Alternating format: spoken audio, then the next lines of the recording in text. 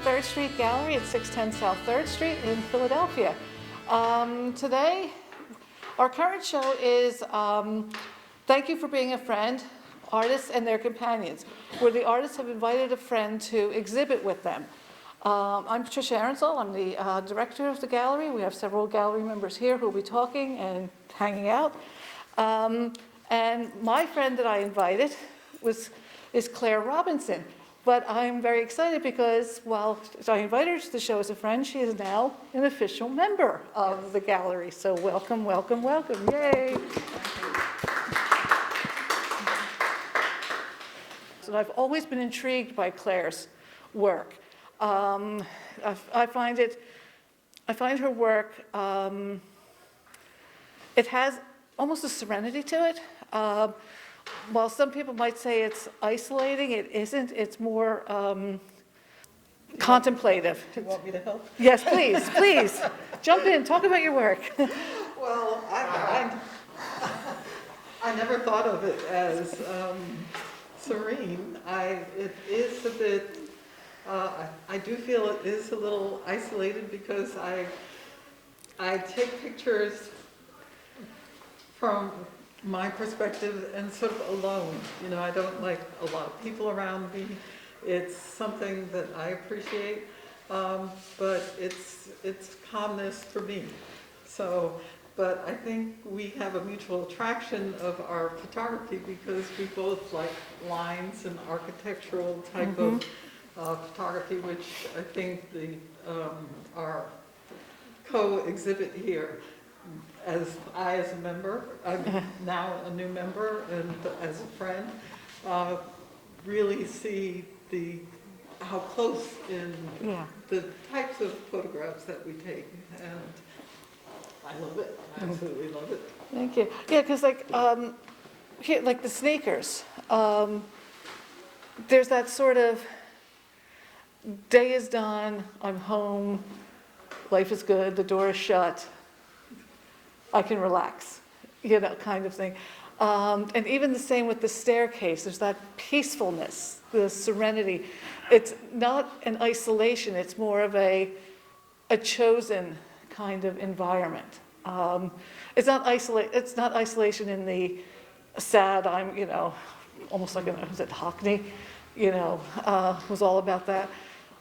It isn't that at all. It's this sense of serenity, the sense of calm. I'm with my thoughts, and life is good because of that. And yes, and of course, again, the lines in both the staircase and of course in the, please explain and then there were legs. When Claire and I were meeting about what pieces, when she put that up, I said, that's in. I don't care what else you choose, that's in. Because I just absolutely love that piece. So why don't you explain that? Well, the legs are essentially sort of my find just walking around my neighborhood. My neighbor is a gardener, and he has a lot of found art on his property. And just walking around, this is his shed, and there just happened to be legs hanging off the shed. And I thought it was great. I looked at it in color, I looked at it in black and white, but again, the black and white spoke to me because the lines and just the movement of the lines, the tree branches and the shadows. But this is found art. This is the bottom of a crucifix that I'm not sure where he picked up, but it just has a, what is this doing here type of look to it. And I thought it was just great. Well, I think that's the joy of that one. It is so unexpected. You know, that's that element of surprise. Yes. You know, it's like, as you say, what is this and why is it here? You know, and just begs to be thought about and looked at more and more. The fact that it's a crucifixion and I get because of how the legs are, but I never thought about that. I just thought about whose legs are those and how did we get them? Yes, yes.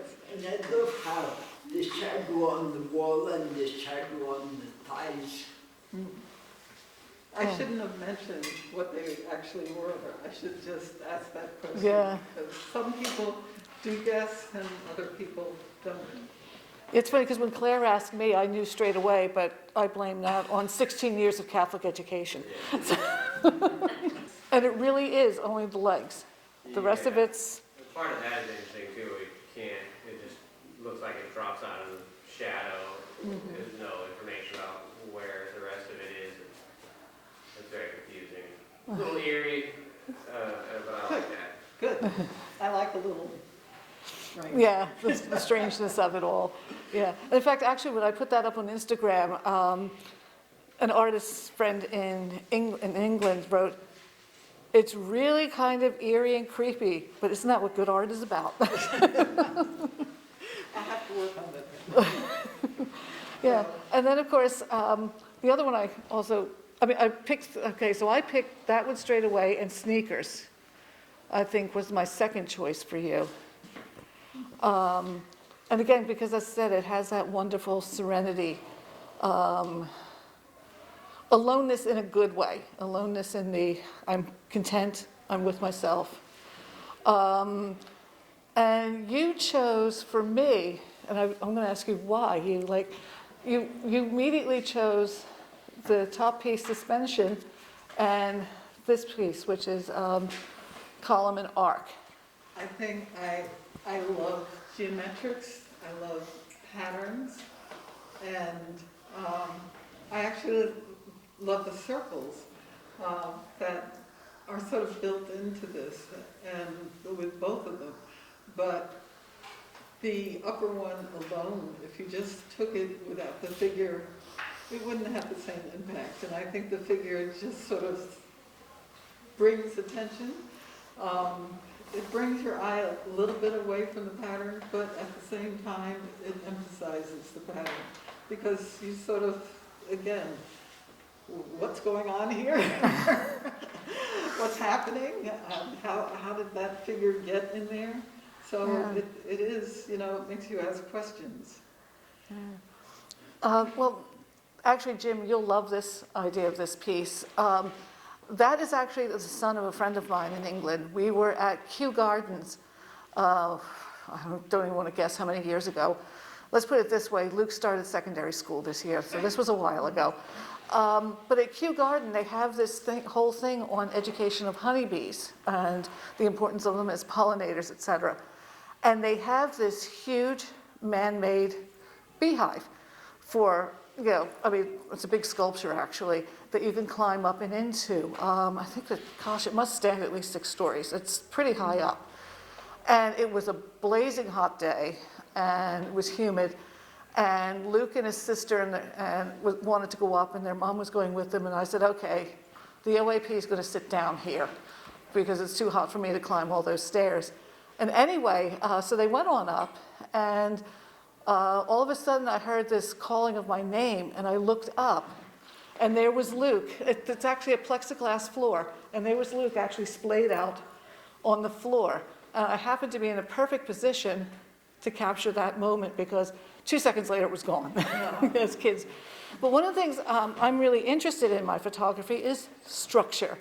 How does structure shape but not determine behavior and interactions with it?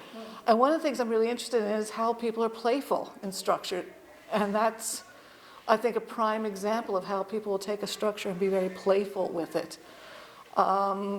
This piece, the second piece, that's actually out at the Brandywine River Museum.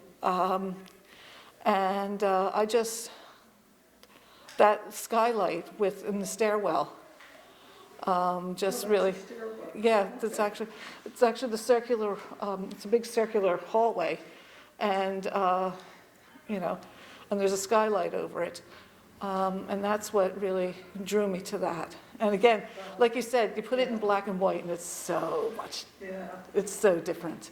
I like the curve juxtaposed to the straight line. Yeah. Because you have the solid straight on one side dominating one side, and the curve, 2 curves actually dominating the Yeah. other side. And that's really great. And almost soften that linear, Yeah. that very powerful linear. Yeah. Yeah. And then this other piece of yours, again, what I loved was just that the whole linear, both horizontals and verticals, going up this, what's essentially a handicap rampway to a train station, isn't it? Well, this is repeated at a lot of the suburban train stations. And starting, this is Allen's Lane train station. And actually, you see this at a lot of train stations, but I was particularly struck by just including those zigzags as well as the bench. But right at the bottom, I wanted to Yeah. include the only thing that has a little bit of color, which is the yellow stripe that says, "Watch the gap."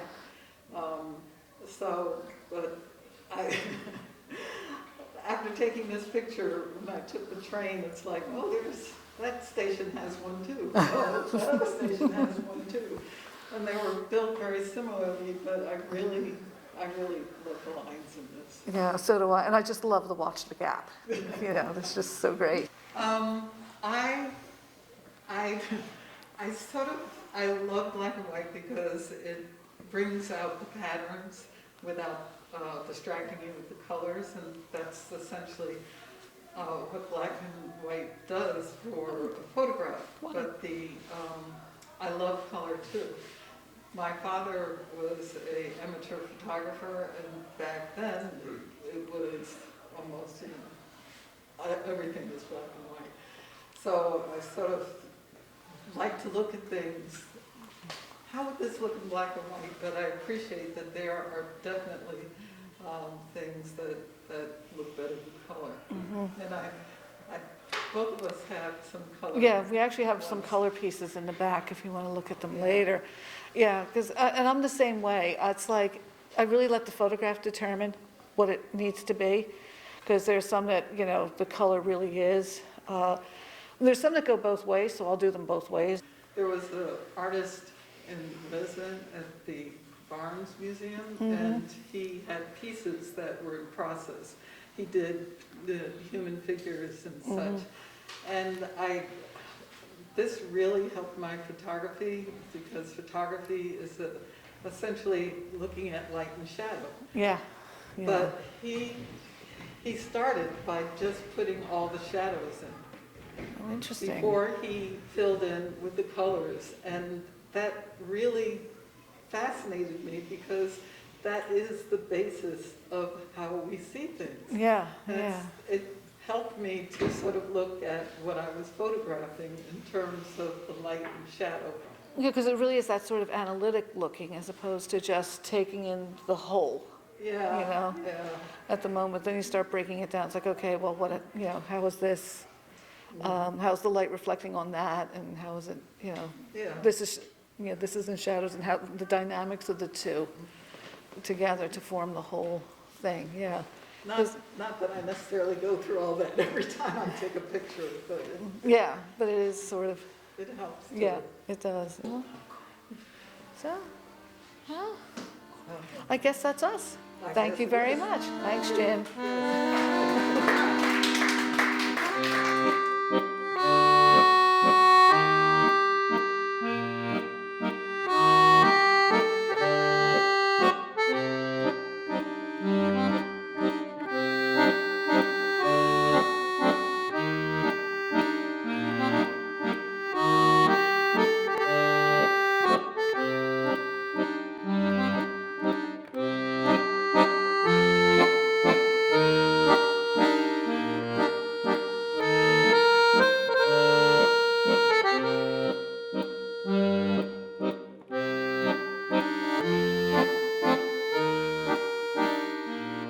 Okay,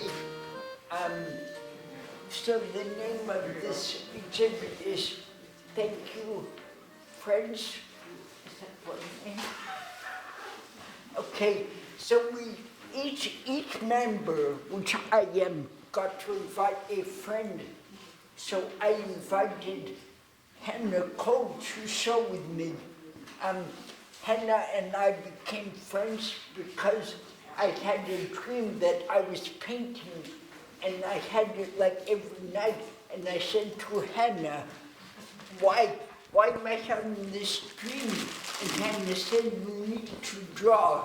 So for many, many years, probably like about 20, Yeah, I guess so. we have been drawing together and started different drawing groups. And my work is really informed by the figure. As you can see on both of these parts, the figure is primary to me. And I used to only do 2 dimensions, and then I started to do 3 dimensions, which totally blew me away. The fact that you can go all the way around something, it's kind of like, first I think about the form, and then I get to use it as kind of a blank canvas. Yeah, most of them, the heads come off because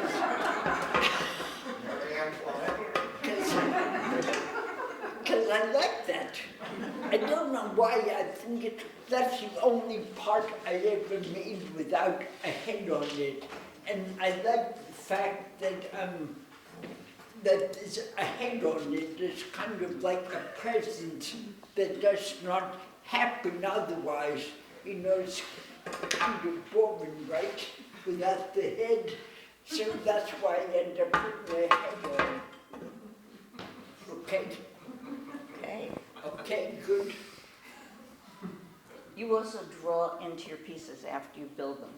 I do that, or if you have, I don't know if there's any people who make ceramics, but I have figured out that oftentimes if you don't do something on the surface, then it's kind of a waste of time, because I don't always, sometimes I get this tone, the clay itself is very lovely, but I always, like, if you come up close, there's a texture on this, and I always like to do something to it. So, so besides concentrating on the importance of the form, which I definitely do, and I just love the feeling that it goes all the way around. Every single time it flips me out that there's 3 dimensions. You know, it's like somebody pulled the veil away from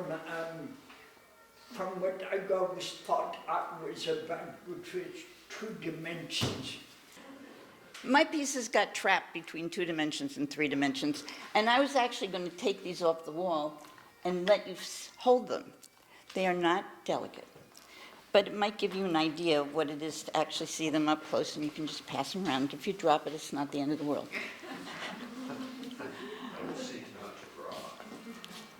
Because I think it's kind of cool to hold them and to see what's going on. What happened with these is that I had been drawing for years and years and years in watercolor or pencil, and I really wanted something to come off of the page. I was frustrated with just the page. So what I wanted was a page that had dimension. So this is very light clay that I actually would love to give you all a piece of, but I'm not sure if I'll start a revolution if I do that. But it's really like having a page with your drawing coming off of it. And I've always really loved that in-between place. And I feel like it speaks more. I think somehow if you hold it, it makes more sense. So these are called bas-relief. And they're low relief. And they're my solution to wanting to have something dimensional in my drawing group. So I found this clay that travels really well. And actually, I brought some. Well, because I think it's really hard. Now, this is very clean, okay? Don't get it all over you because we don't have many sinks. But it's very clean stuff. Don't eat it. Mary has strong feelings about that. But it'll give you an idea, I think, somewhere between... Cool. And it's very clean, this stuff, so don't... and you can play with this, but it won't get you dirty because it's not water-based clay. I mean, it's not a clay that you need to fire. It's paper clay. It air dries, which is wonderful. Now, when Mary puts her pieces in the kiln, they become permanent. If I put mine in the kiln, they would be burned away, okay, because it's not firing clay. So Mary would like to know if anybody has any questions about either of our work, or if you have any questions about the quotes that we gave out. Or if you want to share a quote. Yeah. Actually, I have a question. When we were hanging the pieces, Hannah, there was a whole big debate. What is meant by paper clay? Is it made from pulverized paper and something? What makes it paper clay? What makes it paper clay? Okay, that's a really good question. I don't make this clay. I actually buy this clay this way. And all I can tell you is that the reason it's so light is because in some way or another there's paper that's incorporated into it. And it also makes it quite durable when it dries, so that even though it's not fired, pretty much if you drop these on the floor, they're okay. Not always, but Mary, I was gonna ask you, do you, freeform your, okay. Yeah, everybody laughs at me because I don't know where I'm going with something, and it changes. Like, I'll get to a certain place and I'll think, oh, that's really ugly, and then I can shift it till I get it the way I want it. It's very rare that I go in with a preconceived idea of what I'm going to do. Mary, when you're doing a plaque like that, are you conceiving of the plaque first and then the design on it? Totally. I'm more interested in the form than I am in the actual drawing, and then the decoration, which I consider that to be decorative, happens afterwards. And I don't know if you can see it from there, but I think the incredible thing about this part is the clay. Like the fact that it's so speckled. I know, it's so You see it, cool. and it's really kind of amazing. It has nothing to do with me, it's just the kind of clay that it is, which I have now learned after about 10 years seems to matter. And it's like I forgot to think about that. Did that answer your question? Okay, good. Thank you. Anybody have a fabulous quote they want to share with us? Oh, good. This is something that I never thought about, but it's absolutely true from Anish Kapoor. Oh, I love him. I love him think too. I understand something about space. I think it is the job of a sculptor, that the job of a sculptor is spatial as much as it has to do with form. I think that's absolutely true. In to my way of thinking, form is something that occupies space. Therefore, in some ways, a sculpture is engineering a point in space as much as it is creating a form. Totally. Yeah. It's just splicing. Anybody else have one that was interesting or shot or you didn't understand it? There's one quote that I don't know if anyone got, that Rodin said. Rodin, who is the guy that makes all the sculpture that makes these incredible drawings.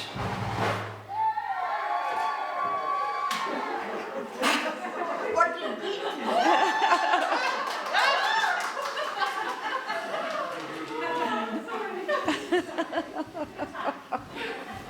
So, the quote is that a sculpture is a hole in a lump, and HOLE and a lump. thank you. Because I think I read it wrong the first time I read it. Oh, okay. So I was thinking it was the hole and the lump, but that Oh, isn't okay. what it is. It's the hole and the lump. Yeah, because that's kind of the other part about space and form, is for Rodin to say something so pedestrian as a whole, and the lump is like really true, even though it's so basic, I think. Sculpture is something you bump into when you back up to look at a painting. Yeah, we had to include that. It's such a great quote because it kind of denies the importance of sculpture and totally focuses on painting, which I always appreciated. I think I still appreciate it, even though I don't want anyone to back into it. But I do really love two dimensions. I also think it's a way of discovery, because you don't think about it until you bump into it, and you bump into it and say, oh. Because in the dark, there are no drawings, but there is sculpture. Yes. And it's kind of important to remember. I think it brings us back to the space and form that we were talking about earlier. It occupies the space and it is the form and it's, Yeah, and it displaces space where it is, right. Just like us. just like Just like people. That's another reason that I think I love the figure, because I'm a figure. And so when I draw, I'm thinking about, me taking the pose of the figure.